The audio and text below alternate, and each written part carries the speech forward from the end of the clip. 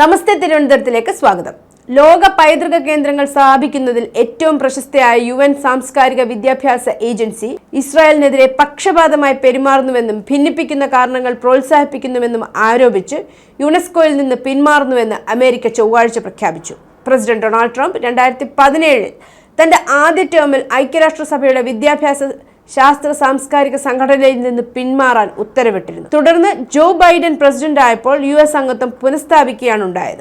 യുനെസ്കോയിൽ തുടർച്ചയായ ഇടപെടൽ അമേരിക്കയുടെ ദേശീയ താൽപര്യത്തിന് നിരക്കുന്നതല്ല, സ്റ്റേറ്റ് ഡിപ്പാർട്ട്മെന്റ് വക്താവ് ടാമി ബ്രൂസ് പറഞ്ഞു. ഭിന്നിപ്പിക്കുന്ന സാമൂഹികവും സാംസ്കാരികവുമായ കാരണങ്ങൾ മുന്നോട്ട് കൊണ്ടുപോകുന്നതിനായി പ്രവർത്തിക്കുന്ന യുനെസ്കോയാണെന്നും UN സുസ്ഥിര ലക്ഷ്യങ്ങളിൽ അമിതമായി ശ്രദ്ധ കേന്ദ്രീകരിക്കുന്നതായും ബ്രൂസ് വിശേഷിപ്പിച്ചു. അതിനെ അവർ ആഗോളവാദ പ്രത്യയശാസ്ത്ര അജണ്ട എന്നും വിശേഷിപ്പിച്ചു. ഈ പിന്മാറ്റം 2026 ഡിസംബറിൽ പ്രാബല്യത്തിൽ വരുമെന്ന് യുനെസ്കോ പറഞ്ഞു. US പിന്മാറ്റത്തെ ഖേദകരമാണെങ്കിലും അതിൽ അതിശയിക്കാനില്ല എന്നും വിശേഷിപ്പിച്ചു. മാത്രമല്ല, അതിന്റെ സാമ്പത്തിക ആഘാതം പരിമിതമായിരിക്കുമെന്നും വ്യക്തമാക്കി. യുനെസ്കോയിൽ നിന്നും വീണ്ടും അമേരിക്കൻ ഐക്യനാടുകളെ പിൻവലിക്കാനുള്ള പ്രസിഡന്റ് ഡൊണാൾഡ് ട്രംപിന്റെ തീരുമാനത്തിൽ ഞാൻ അഗാധമായി ഖേദിക്കുന്നു, ഡയറക്ടർ ജനറൽ ഓഡ്രി അസോലെ പറഞ്ഞു. ഈ നീക്കം ബഹുരാഷ്ട്രവാദത്തിന്റെ അടിസ്ഥാന തത്വങ്ങൾക്ക് വിരുദ്ധമാണെന്ന് കൂട്ടിച്ചേർത്തു. എത്ര ദുഃഖകരമാണെങ്കിലും ഈ പ്രഖ്യാപനം പ്രതീക്ഷിച്ചിരുന്നു. യുനെസ്കോ അതിനായി തയ്യാറെടുത്തിട്ടുണ്ട്, അവർ വ്യക്തമാക്കി.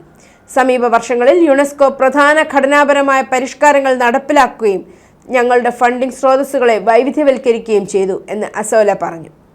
അതിൽ സ്വകാര്യവും സ്വമേധയാ ഉള്ളതുമായ സർക്കാർ സംഭാവനകൾ ഉൾപ്പെടുന്നു. ജീവനക്കാരെ പിരിച്ചുവിടാൻ പദ്ധതി ഇട്ടിട്ടില്ലെന്നും അസോലെ പറഞ്ഞു. യുനെസ്കോയുടെ മൊത്തം ബജറ്റിന്റെ US വിഹിതം നിലവിൽ 8% അവർ പറഞ്ഞു. ഒരു ദശാബ്ദം മുമ്പുള്ള കണക്കനുസരിച്ച് ഇത് ഏകദേശം 20% യുനെസ്കോയുടെ പേര് വെളുത്താൻ ആഗ്രഹിക്കാത്ത ഒരു സ്രോതസ് പറഞ്ഞു.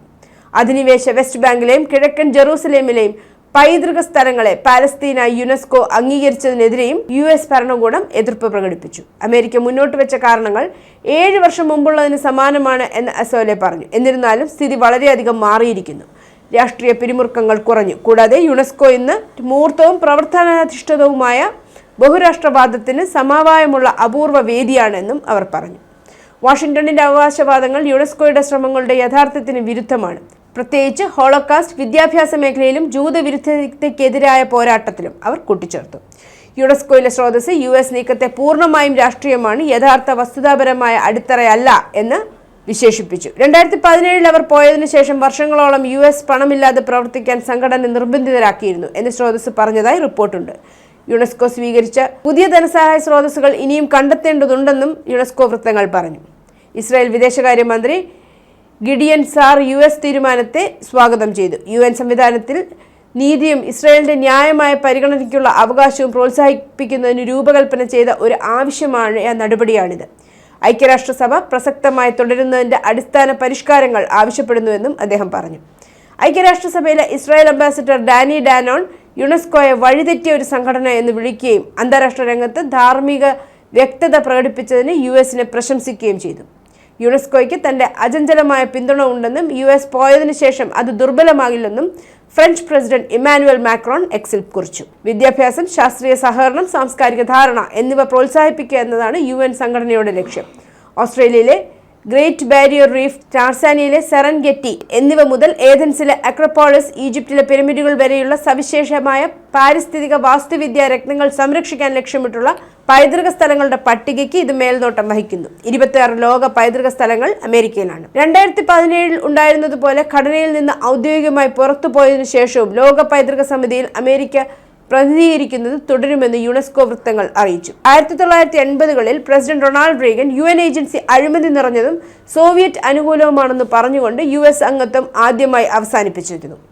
2017 യുനെസ്കോ മേധാവിയായി സ്ഥാനമേറ്റ അസൗലേക്ക് ബൈഡന്റെ കീഴിലുള്ള അമേരിക്കൻ തിരിച്ചുവരവ് ഒരു വലിയ വിജയമായിരുന്നു. കാരണം അതിൽ US സംഭാവന കുടിശ്ശികയായ $619 മില്യൺ തിരിച്ചടയ്ക്കാനുള്ള തീരുമാനവും ഉൾപ്പെട്ടിരുന്നു.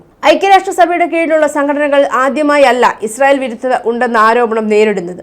ഒക്ടോബർ 7 ആക്രമണവുമായി ബന്ധമുണ്ട് എന്ന ഇസ്രായേൽ ആരോപണത്തെ തുടർന്ന് ഐക്യരാഷ്ട്രസഭയുടെ പാലസ്തീൻ അഭയാർത്ഥികൾക്കായുള്ള ഏജൻസിയായ UNRWA ജീവനക്കാരെ ഐക്യരാഷ്ട്രസഭയ്ക്ക് പുറത്താക്കേണ്ടി വന്നിരുന്നു. തുടർന്ന് ചില രാജ്യങ്ങൾ ഇവർക്കുള്ള ധനസഹായം നിർത്തിവെക്കുകയും ചെയ്തിരുന്നു. ഗാസയിലെ എല്ലാ UNRWA ജീവനക്കാരിൽ ഏകദേശം 10% അല്ലെങ്കിൽ 1400 പേർക്ക് വരെ ഹമാസുമായോ പാലസ്തീൻ ഇസ്ലാമിക് ജിഹാദുമായോ ബന്ധമുണ്ടെന്നായിരുന്നു ആരോപണം. എന്നാൽ ഇസ്രായേൽ അധികാരികളിൽ നിന്നോ മറ്റേതെങ്കിലും അംഗരാജ്യങ്ങളിൽ നിന്നോ UNRWAക്ക് ഒരു വിവരവും ലഭിച്ചിട്ടില്ല, തെളിവുകൾ പോലും ലഭിച്ചിട്ടില്ല എന്നും UNRWA പറഞ്ഞിരുന്നു. ന്യൂസ് ഡെസ്ക്, നമസ്തേ തിരുവനന്തപുരം.